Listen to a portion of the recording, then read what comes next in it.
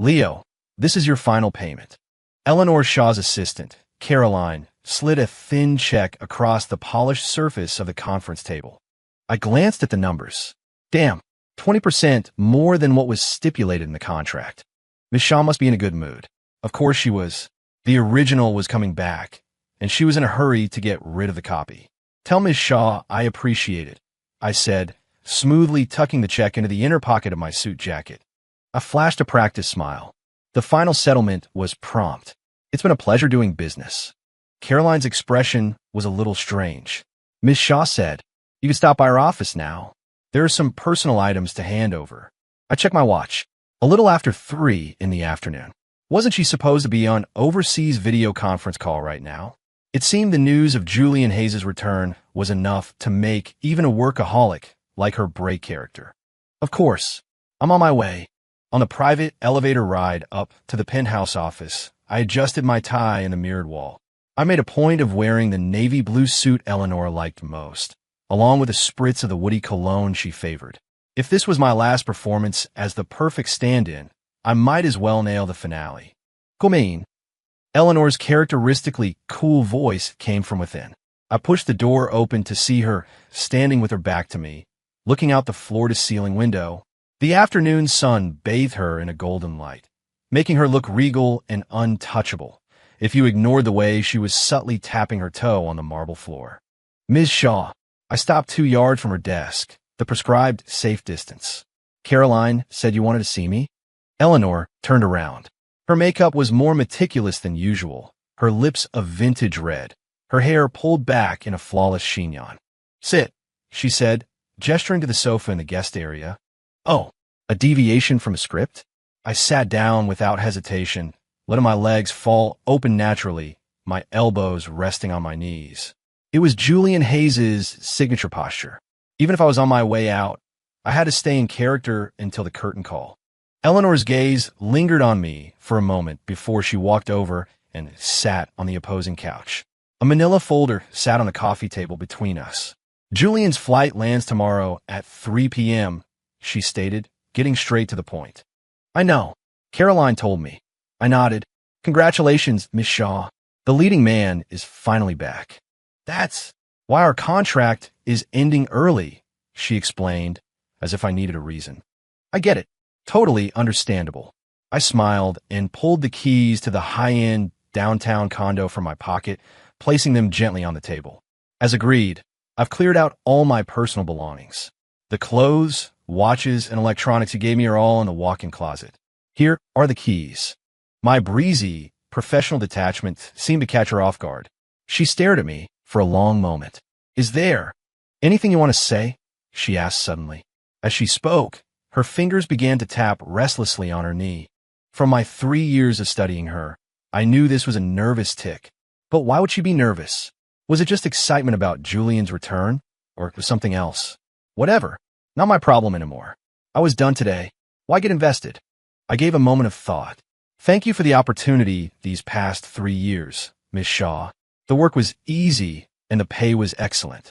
It was the smoothest gig I've ever had. Her mouth twitched. She picked up the manila folder and handed it to me. This is the written confirmation of the contract's termination. And I prepared a letter of recommendation for you. A recommendation letter? I took the folder but didn't open it. What kind of recommendation? If you need to find your next job. Eleanor's voice was a bit tight. With your professional skills, it should be easy. I raised an eyebrow, almost laughing out loud. Miss Shaw, have you forgotten? This line of work runs on word of mouth, not letters of recommendation. But if you wanted a legitimate job, I appreciate the thought, Miss Shaw, but it's not necessary. I interrupted with a smile. I've already got a few potential clients lining up. They're practically taking a number. That was, of course, a complete lie. Her expression instantly turned to ice. Chapter 3.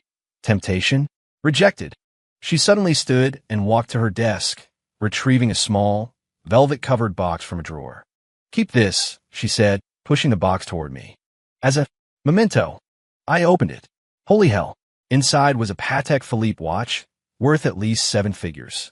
I remembered this piece. She'd bought it for $3 million at an auction we attended last month, saying it was for someone important. This is too much, I said, closing the lid and pushing it back. The contract is clear. Gifts received during the employment period are considered props, to be returned upon termination. Eleanor's lips thinned. This isn't a prop. It's for me, personally. Ms. Shaw. I cut her off firmly. We both know who I've been playing for the last 3 years. This watch. The person you really want to give this to is Julian Hayes, not me. The office fell silent. Eleanor's face went pale. She spun around and stalked back to the window, taking a deep breath with her back to me. You can go now, she said, her voice regaining its usual hardened edge. Caroline will handle the rest. Very well, Ms. Shaw. I stood, giving the hem of my suit jacket a final tug. I wish you and Mr. Hayes all the best. A perfect exit. 10 out of 10. Chapter 4. The next gig, walking out of the Shaw Tower, the early summer sun felt good. I stood on the steps, took a deep breath, and savored my first taste of freedom in 3 years. I pulled out my phone and sent a text to my agent, Frank. Shaw contract terminated. Final payment received. Let me know when you got a new gig. After sending it, I glanced back at the soaring steel and glass skyscraper. 3 years of playing someone else, 24/7. Now, finally, I could just be Leo Vance again. My phone buzzed. It was Frank. So, what did you get for a severance package? Frank's voice was laced with his usual cynicism. Standard payout. I didn't ask for more, I said, heading for the subway station. But she was generous. Threw in a 20% bonus. Tisk TSK. You're too damn honest for your own good, Frank grumbled. Listen, I've got a big one for you. The CEO of Rossi Global is looking for a long-term companion stand-in. The pay is 50% higher than what Shaw was giving you. Interested? Send me the file. I said, my interest peaked. Any special requirements? That's the weird part, Frank said, his voice dropping. The client specifically requested you, and she doesn't want you to imitate anyone. She wants you to be yourself. I stopped in my tracks. Be myself. Yeah, said she liked your type, Frank chuckled. Tomorrow, 10 a.m. The Peninsula Cafe. Don't be late. After hanging up, I stood at the subway entrance, lost in thought. Be myself. I nearly laughed out loud.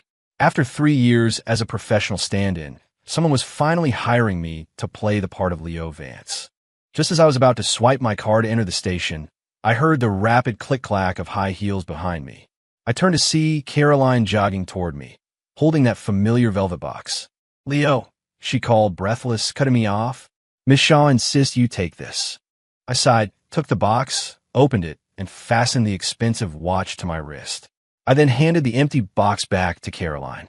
There. Is that better? Tell Miss Shaw I'll take good care of it. If she ever wants it back, she knows how to reach me. Caroline looked like she wanted to say more, but just nodded and turned away. I looked down at the heavy timepiece on my wrist and noticed something I hadn't before. The back of the case was engraved with 2 sets of initials, J, Ush, and E, S. Julian Hayes and Eleanor Shaw. How ironic. A $3 million joke sitting on my wrist. I unclasped it and shoved the priceless watch into my pocket. As a train roared into the station, my phone buzzed with another notification. It was a text from Eleanor. You can stay at the condo until the end of the month. No rush to move out. I chuckled, didn't reply, and walked onto the platform.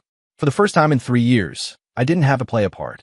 I didn't have to calculate whether every expression, every gesture, fit the Julian Hayes persona. Stand-in rule number 1. Never catch real feelings for the client. I was glad I'd always been good at following the rules. Chapter 5. An unscheduled visit freedom tasted like instant ramen with a hot dog sliced into it. I was sprawled on the couch in my own small apartment, legs crossed at the ankle, happily slurping noodles while scrolling through my phone. 3 years. 3 years without having to wake up early to make a gourmet breakfast, without wearing perfectly pressed shirts, and most importantly, without having to maintain that elegantly mature smile for Eleanor. Now I could wear baggy shorts, sport a messy head of hair, and add an extra hot dog to my spicy beef ramen. Perfect. I mumbled around a mouthful of soft-boiled egg. My phone buzzed. It was a message from Frank. File on Ms. Rossi sent. 10 a.m. tomorrow. Don't be late. She's a major client. I opened the file and scanned it. Isabella Rossi, 28, CEO of Rossi Global. A rising star in the business world, with a net worth conservatively estimated at 3 times Eleanor's. Damn, a real titan. I whistled, scrolling down. Requirements. Be yourself. No imitation of any other person is required. Accompanied to social functions as a stable, long-term boyfriend. Contract term, 6 months. Compensation, 1. 5x market rate. Weird. She really doesn't want me to play a character? I rubbed my chin. Does this Ms. Rossi just have a thing for my type? As I was pondering this, my doorbell rang. Who is it? I shuffled over to the door in my flip-flops. And then I froze. Eleanor Shaw was standing in my hallway. An ex-client showing up on your doorstep. Awkward. She wasn't in her usual power suit, but a light-colored trench coat, her hair down and looking softer than usual. But she looked tired, with faint dark circles under her eyes. Ms. Shaw, I raised an eyebrow. How did you know where I live? She pressed her lips together. Your address is in your HR file at the company. Right. I nodded, not moving to let her in. Is there something I can help you with? Her eyes darted past my shoulder, taking in the ramen bowl on my coffee table and the general clutter of my living room.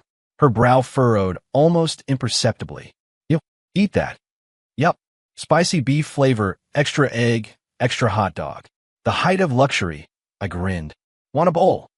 Her mouth twitched. She was clearly not a fan of my culinary choices. The silence stretched on. Aren't you going to invite me in? She finally asked. I shrugged, stepping aside. It's small. Don't judge. Eleanor stepped inside, her gaze sweeping over my bookshelf, my gaming console, and the sci-fi movie posters on the wall. Her expression was strange. I didn't know you liked this stuff. Yeah, well, I had to stick to Julian's preferences before. Had to keep it all under wraps, I said, gesturing to the bookshelf with a grin. Finally get to put my own things out. She didn't reply, just walked to the sofa and hesitated before sitting, as if afraid she might catch something. I handed her a glass of water. So, to what do I owe the honor, Ms. Shaw? She clutched the glass, her knuckles white. After a few seconds, she spoke. Julian, he isn't what I remembered. Oh, I raised an eyebrow. How so?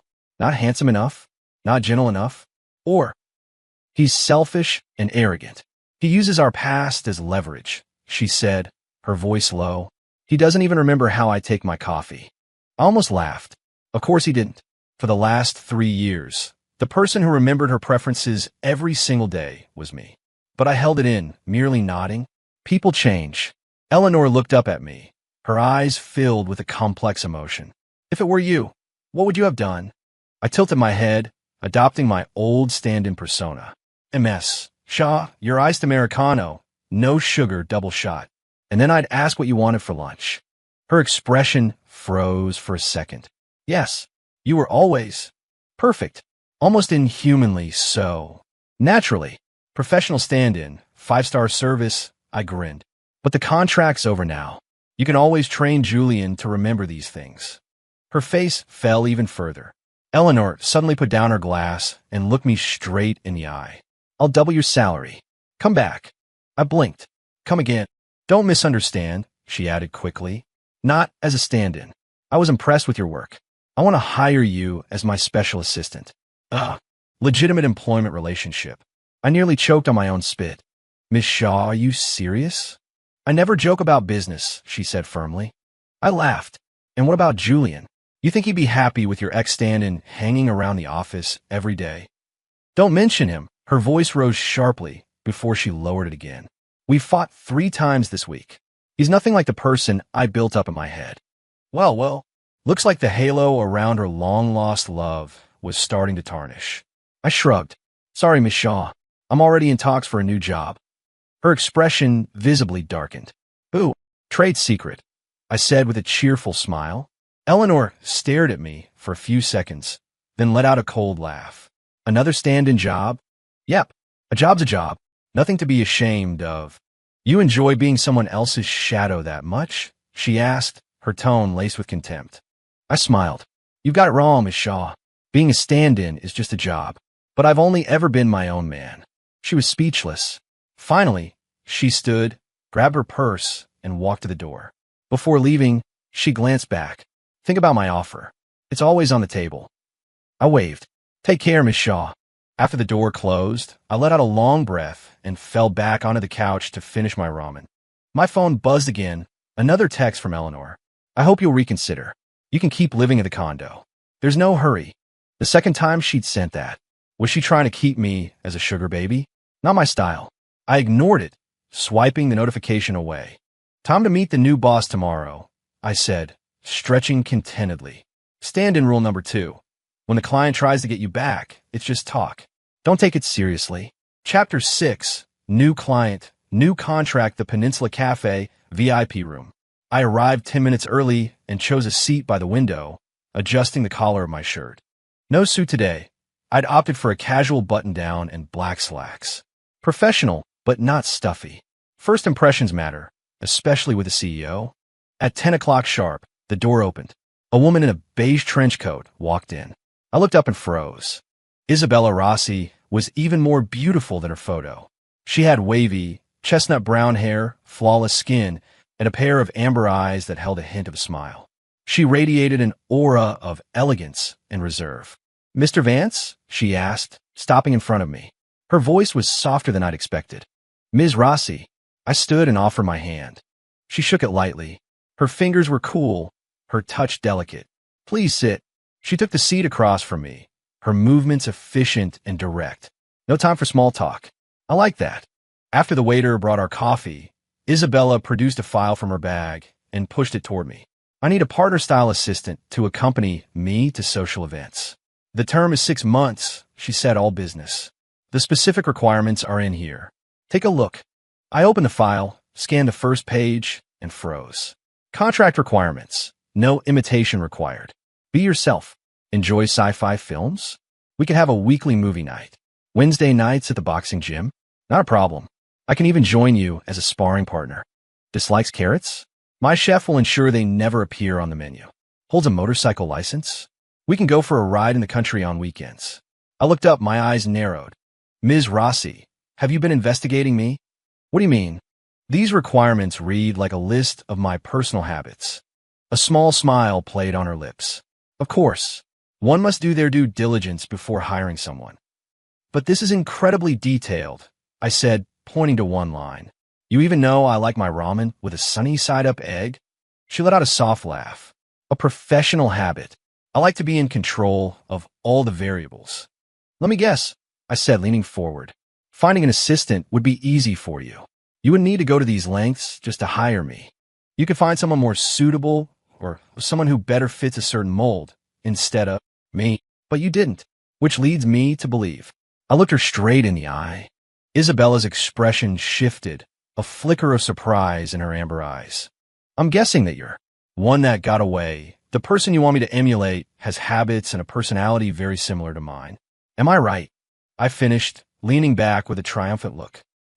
Yes," she said, looking at me with a strange expression. "You're very perceptive. That is precisely why I sought you out. You're much smarter than I anticipated." "Of course. You know who you're dealing with," I said with a cheerful grin. "Yes, you're a real genius," she replied. I beamed, feeling a strange sense of unease I couldn't quite place. Something was off, but I couldn't put my finger on it. "As for compensation," she added, "it's 50% above the highest market rate. 50% up front, the remainder upon completion." I raised an eyebrow. "That's very generous." "You're worth it," she said simply. Damn, rich people really did have a way with words. I read through the contract one last time, saw no red flags, and signed my name with a flourish. "A pleasure doing business with you, Ms. Rossi," I said, extending my hand again. "Call me Isabella," she replied, shaking it. Then she said, "Move into my apartment tomorrow." "What?" I nearly choked on my coffee. "That fast? Living together tomorrow? Isn't this moving a little quickly?"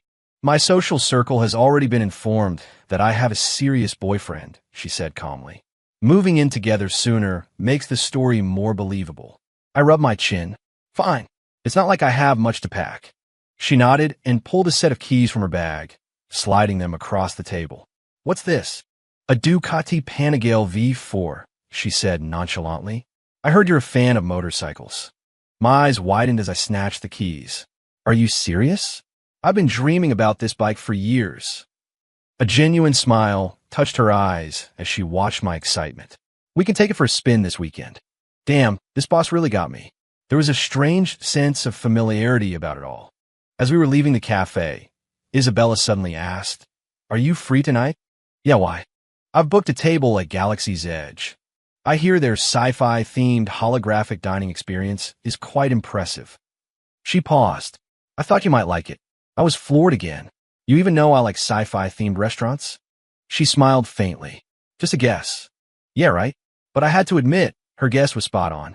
Over dinner, I tested her with a few questions about classic sci-fi films. She answered every one perfectly, and could even debate the five-dimensional tesseract theory in Interstellar with me. "Isabella, don't tell me you're a sci-fi nerd, too." I had to ask. She sipped her wine. "I'm just familiar with the topic." "Weird. So weird." She knew my taste in excruciating detail, but played it off as nothing. But for a Ducati and a fat paycheck, I decided to let it slide for now. Back at my apartment, I just finished packing when my phone started buzzing incessantly. 3 texts in a row from Eleanor. "Did you really take a new job? Who hired you? Is it another stand-in contract?" I raised an eyebrow, not planning to respond. Then another one came through. "I'll triple your salary. Come back." I scoffed and swiped the notification away. Stand-in rule number 3. When a former client offers you a raise, ignore it. Never go back. Tomorrow I was moving in with Isabella. Lying in bed, staring at the ceiling, I felt a strange sense of anticipation. Who was this new boss, really? Chapter 7. A perfect fit, new life, new place. Isabella's apartment was a penthouse in the heart of the city.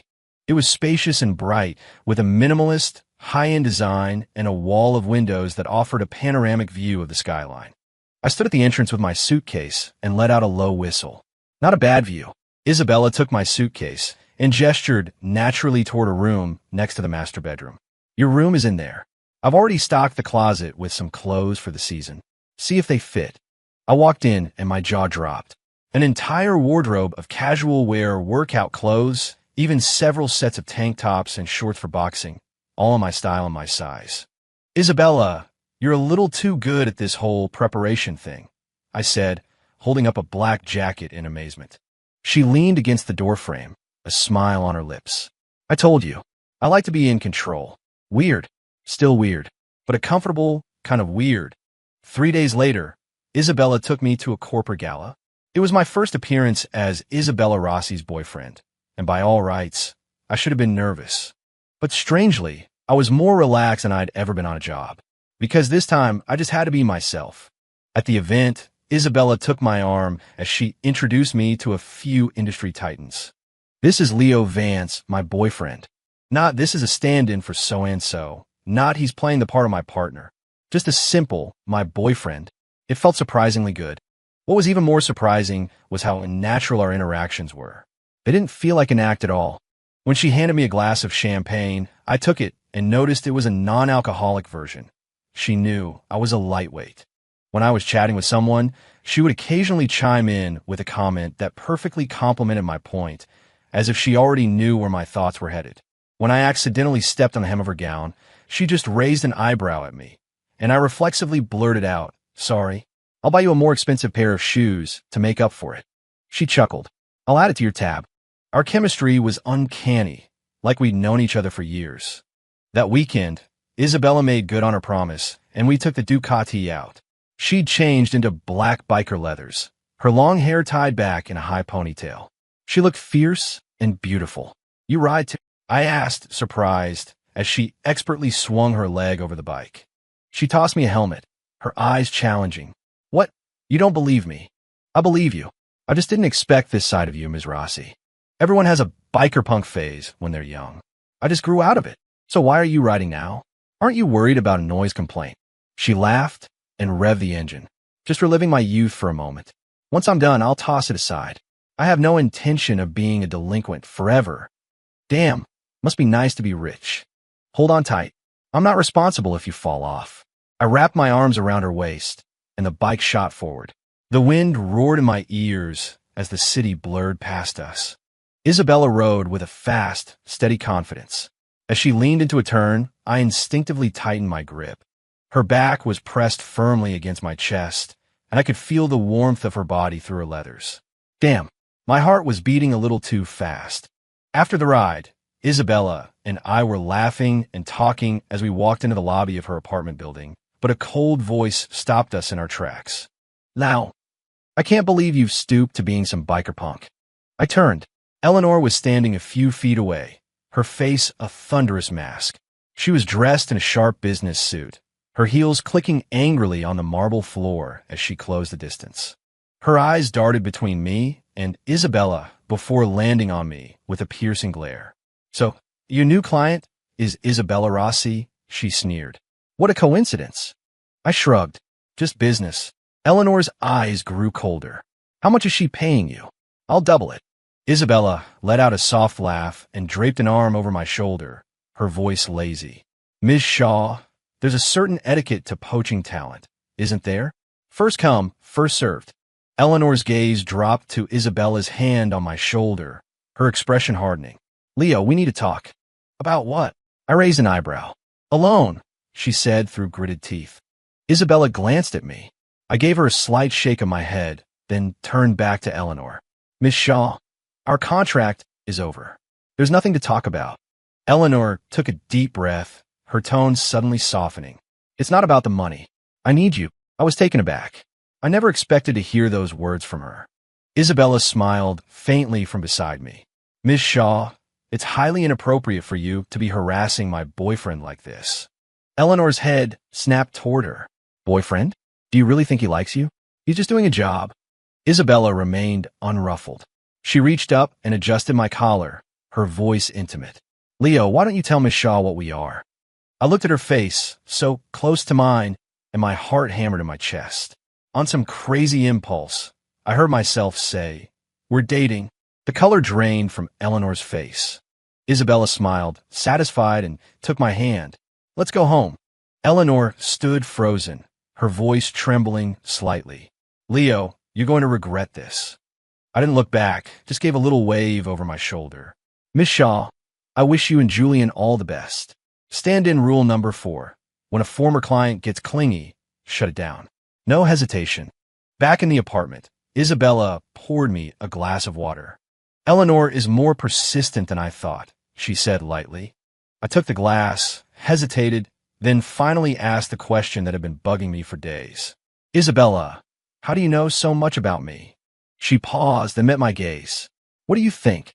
I've looked you up. There's no record of us ever meeting before," I said, frowning. "But you know everything, right down how I like my eggs." She chuckled softly and stepped closer, tapping a finger lightly against my chest. "Maybe. We knew each other in a past life." My heart skipped a beat again. This woman was dangerous. Chapter 8. Proximity and Investigation. On the 7th day of living at Isabella's, I woke up late. I shuffled into the kitchen, rubbing my eyes, and found her already making breakfast, fried eggs, bacon, toast, and a cup of coffee. I stared at the mug and raised an eyebrow. "How did you know I like my coffee black?" Isabella was slicing fruit, not even looking up. "A guess." "And this?" I pointed to the perfectly cooked, sunny-side-up egg on my plate. "Also a guess." I narrowed my eyes. "Isabella, your guesses are a little too accurate, don't you think?"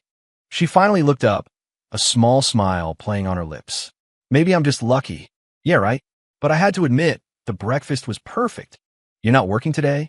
I asked around a bite of toast. "I have a meeting this afternoon," she said, handing me a napkin. "I can spend the morning with you." "With me?" "The boxing gym. Did you forget?" She pointed to the calendar on the wall. "It's Wednesday." I blinked, suddenly remembering. The contract mentioned my weekly gym sessions, but I never imagined she'd offer to come with me. "Ms. Rossi, your client's services are top-notch," I laughed. "The boss herself is going to be my sparring partner?" She wiped her hands, her tone nonchalant. "I was free anyway." "Yeah, sure you were." At the gym, I changed into my workout gear. As I was warming up, I saw Isabella emerge from the locker room in a sports bra and leggings, already wrapping her hands. "You're actually going to fight?" I asked, amazed. She flexed her wrists. "What, scared I'll beat you?" "Not scared." I rubbed my nose. "Just didn't have you pegged as a fighter." 10 minutes later, I regretted everything. Isabella's boxing skills were terrifyingly good. Her jabs were fast and precise. Her footwork was fluid, and even on defense, I still took a few solid hits. "Isabella, are you sure you're not a professional fighter?" I asked, gasping for air. She laughed lightly. I trained in college. Which one? I asked instinctively. Her movements faltered for a fraction of a second. Then she sent a right hook flying toward me. Focus. There was again, dodging the question. After a session, I collapsed onto a bench, chugging water. Isabella handed me a towel, then reached out and gently wiped the sweat from my forehead. Her fingertips were cool against my skin, and my heart skipped a beat. Not bad, she said softly, her face so close I could smell the faint scent of her perfume. My throat felt dry. I was about to say something when her phone rang. She glanced at the caller ID, and her expression shifted. I have to take this. She walked to a corner, her voice low, but I still caught a few words. Did you find the files? Was the university crest confirmed? Don't let Eleanor find out. A university crest? Eleanor? I narrowed my eyes. I had a feeling Isabella's secrets ran much deeper than I'd thought. Meanwhile, in Eleanor Shaw's office, Caroline placed a file on the desk. Miss Shaw, we found something. Eleanor opened it, her brow furrowing. Isabella Rossi and Leo Vance. They knew each other. It's unclear, Caroline said, shaking her head. But Ms. Rossi did attend Boston University for a time. The same university as Leo, though they were in different years. Eleanor's fingers tapped on the desk. Keep digging. I want to know everything about her social circle in college. Caroline hesitated. There's one more thing. Mr. Hayes called. He was asking if you were free tonight. Tell him I'm busy. Eleanor cut her off coldly. After Caroline left, Eleanor opened a small box in her drawer. Inside was a tarnished university crest, the only thing her savior had left behind. She stared at it, murmuring to herself. If it wasn't Julian, then who was it? That night, Isabella drank, which was unusual for her. She was clearly a lightweight. After one glass of red wine, her eyes were hazy. When we got home, she was leaning heavily on me, her breath warm against my neck. Leo, she whispered my name. Yeah. Do you remember? In college. Her voice trailed off. My heart pounded. What about college? She looked up, her amber eyes glistening with unshed tears. Never mind. You probably don't remember. Before I could press her, she reached up and cupped my face in her hands, her expression deadly serious. But this time, I'm not letting you get away again. What was happening?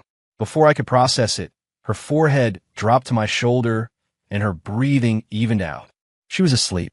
I let out a breath, half frustrated, half amused, and carried her to her bedroom. As I was tucking her in, I noticed a small, ornate box on her desk. Curiosity got the better of me. I opened it. Inside, with a university crest, identical to the one I'd lost years ago. What the hell was going on? It was 3 a.m, but the lights in Eleanor Shaw's office were still burning.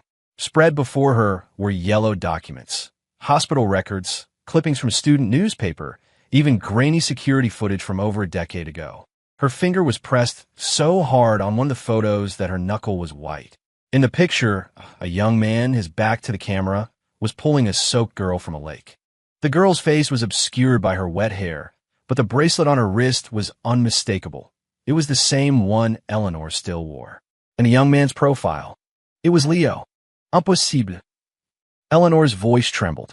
She snatched another photo, the one she had cherished for years as proof that Julian was her savior. But looking at it now, all she could see was the back of a figure. The face was completely hidden. How could this be? Her hand shook as she dialed a number. Caroline, I need all of Julian Hayes' travel record from that year. Now, 30 minutes later, the truth was laid bare. Julian Hayes hadn't even been in the state that day. The person who saved her was Leo, and she had been wrong for an entire decade. Eleanor collapsed into her chair as a flood of memories washed over her. Leo, always remembering to put precisely 1 packet of sugar in her coffee. Leo, quietly waiting outside her door when she had a nightmare. Leo, making her a bowl of ginger soup when her stomach hurt. He remembered every little detail, while she hadn't even remembered him. The next morning, Eleanor drove straight to Isabella's building. Her face was ashen, her eyes shadowed with exhaustion. When she saw me leaving the lobby, she practically lunged at me. Leo, she cried, grabbing my arm. I found out. You were the one who saved me. It was you, wasn't it? I stared at her, confused. Saved her? Miss Shaw, you need to calm down. How can I be calm? Tears streamed down her face. The person I've been looking for 10 years was you. And I made you a stand-in. Her voice broke. I'm so sorry. I really didn't know.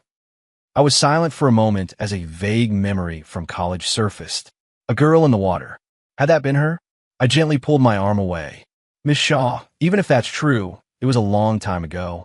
It doesn't matter anymore. No. She shook her head frantically. We can start over. Not as a stand-in, not as an assistant. I'll give you any position you want at the company, stock options, a house, a car, anything. Please, just come back. She was a gambler who had lost everything, making one last, desperate bet. Looking at this once proud woman, I felt a pang of pity. Eleanor, I said, using her first name for the first time. Even if I did save you back then, so what? She froze. I took the stand-in job for the money, not to win your affection, I said calmly. The day that contract ended, our relationship was over. Her lips trembled. Then why? Why were you so good to me for 3 years? I smiled, and it was a cold, professional thing. Because it was my job. The truth, in its simplest form, was also the cruelest. Eleanor sank to the ground. The woman who had always held her head so high was now crouched on the concrete, her head in her hands. Please, she sobbed, grabbing at my pants leg. I can give you more than Isabella can. I can love you. I took a step back, my expression calm. Eleanor, don't do this. Then what should I do? She screamed, her voice raw with grief. Don't I even get a chance to make it up to you? There's nothing to make up for, I sighed. We had a business arrangement. That's all. I turned to leave, but her voice, sharp and bitter, stopped me. What about Isabella? Isn't she just hiring you to be a stand-in too? I paused at the curb. I looked back over my shoulder, and a genuine, gentle smile touched my lips, a smile Eleanor had never seen. No, she hired me to be Leo Vance. Because the real thing never needs a replacement. Chapter 10. I was my own stand-in. That night, I knocked on Isabella's bedroom door. She had just showered, her hair still damp. She saw the look on my face and paused. What's wrong? I held up the university crest. It's time you told me the truth. Isabella's gaze flickered, but she nodded. Come. She opened a safe and took out a photograph. It was from our college campus. A younger me was smiling, handing a book to a girl with glasses and braces. Is this you? I asked, stunned. I couldn't connect the awkward girl in the photo with the radiant woman standing before me. I had braces and got laser eye surgery my freshman year, Isabella said with a wry smile. Of course you don't recognize me. She stroked the photo. That year, some bullies were harassing me. You stepped in and chased them off. I wanted to thank you, but then I heard you dropped out. I spent 8 years looking for you, until I saw your picture in a business magazine, standing next to Eleanor Shaw. My head was spinning. The scattered fragments of memory were finally clicking into place. The girl calling for help by the lake. No, wait, that was Eleanor. The girl cornered by punks in an alley behind campus. My backpack getting torn in the scuffle, and the university crest I'd given to a stranger. That had all been Isabella? So, my voice was hoarse. You hire me to... Isabella looked up, tears finally spilling from her eyes. To tell you that someone remembered the real Leo Vance. Not a stand-in for someone else. Just him. My face flushed with embarrassment as I remembered my brilliant deduction when we first met. Wait a minute, I said. When I made that whole speech about your one that got away, you told me I was smart. Were you laughing at me that entire time? She called me a genius. My reputation was ruined. I felt like such an idiot. Not at all, she said, trying and failing to suppress a smile. Oh, this was mortifying. So, do I still need to keep playing myself, Ms. Rossi? I asked after a long pause. Now that you know, I guess not. She found the contract and, with a sad smile, prepared to tear it up. I suddenly placed my hand over hers, stopping her. What were you thinking? Why didn't you just tell me? Did you think hiring me was some kind of game? Who wanted to hire you as a stand-in? She retorted. When I first found you, you were with Eleanor. I thought you were in love with her. I frowned. It was only later that I realized it was just a job. But you were so damn loyal. You wouldn't even give another woman the time of day. I couldn't get in touch with you. So, my only option was to go through an agent and post a job for a stand-in. It was the only way to get your attention. You mean to tell me I've been my own stand-in this whole time? I asked. The absurdity of it was staggering. Well, you don't have to be a stand-in. You could. Just be yourself, Isabella said softly. So, I'm your one that got away? I asked. What a mess. She nodded. Have you ever heard the saying? I asked. What saying? She asked, confused. That the idealized memory of a person is so powerful, not even the person themselves can live up to it. I paused. I'm not that great. Once you get to know me, once the halo fades, you'll realize I'm not. Stop, she said, placing a finger on my lips. I know. Outside, the moonlight was bright, and for a moment, it felt like we were back in college again. Chapter 11. The final gamble. Eleanor stood outside the Rossi Global Tower, clutching a document. It was her final hand to play, a transfer agreement for 5% of Shaw Industries. If Leo agreed to come back to her, the shares would be his. It was enough to set him up for life. The elevator took her to the top floor. She took a deep breath and pushed open the door to Isabella's office. Then she froze. Leo was sitting in Isabella's executive chair. Isabella herself was curled up in his lap, the two of them looking over a document together, their posture radiating an easy intimacy. Leo said something, and Isabella laughed, playfully pinching his cheek. It was a version of Leo that Eleanor had never seen, relaxed, happy, and completely at ease. Ms. Shaw. Isabella was the first to notice her. Her smile faded slightly. Can we help you? Eleanor forced herself to remain calm. I'm here for Leo. I looked up, my expression neutral. Eleanor, I already told you. This is for you, she said, cutting me off and slapping the file on the desk. If you come back. I glanced at the document, my brow furrowing in disbelief. Eleanor, are you insane? I've never been more clear-headed, she said, her eyes fixed on me. You deserve this. After all, I owe you my life. Silence descended on the office. Isabella suddenly laughed. She uncurled herself from my lap, picked up the file, and flipped through it. A very generous offer, Miss Shaw. She turned to me and winked. What do you say, honey? Time to trade up. I pulled her back into my lap and kissed her soundly on the lips. Not a chance. The benefits here are too good. The color drained from Eleanor's face. Isabella waved the file before tucking it back into Eleanor's hand. Miss Shaw, some things can't be bought. Eleanor's hand trembled. She looked at me, her voice barely a whisper. Are you really? Not giving me a single chance? I sighed, stood up, and walked over to her. Eleanor, I said softly, your life is about more than just chasing ghosts. You have so much ahead of you. It's time to let go of the past. I then placed the Patek Philippe she had given me back in her hand. It's time this watch went to the right person. I walked away. Eleanor stared down at the watch in her palm, a dawning, heartbreaking realization in her eyes. The initials engraved on the back weren't for Julian. They were never for Julian. All this time, she had been obsessed with a phantom, a story she had told herself, while the real person was right in front of her. And in that one moment of misguided obsession, she had lost him forever. 3 months later, on the Boston University campus, Isabella and I walked hand in hand down a path by the river. The autumn sun was warm on our skin. We wandered through the old back alleys, revisiting familiar spots. Right here, Isabella said, pointing down an alleyway. A few punks cornered me. You showed up and saved me. My school crest got torn off my backpack in the fight. I raised an eyebrow. No wonder this place always felt familiar. Isabella pulled a small velvet box from her purse, a mischievous glint in her eye. So, boss, interested in renewing your contract. Inside the box was a ring. I stared at it for a second, then dropped to one knee and pulled another velvet box from my own pocket. Funny you should ask. I brought one too. Isabella's eyes widened. When did you? Last week, I grinned. I was going to give it to you at dinner tonight. 2 rings, sparkling in the sunlight. Isabella's eyes filled with tears. Leo, are you sure? I lied to you, I silenced her with a kiss. Isabella, I whispered against her forehead. You know, in all my years as a stand-in, you're the only one who ever hired me to be myself. 1 year later, the front page of the business section. Rossi Global CEO, Isabella Rossi weds relationship consultant Leo Vance consultant. I like the sound of that. I'd managed to turn my unique experience into a pretty successful career. The accompanying photo showed me in a white tuxedo and Isabella in a wedding gown, laughing at each other as we sat on a Ducati.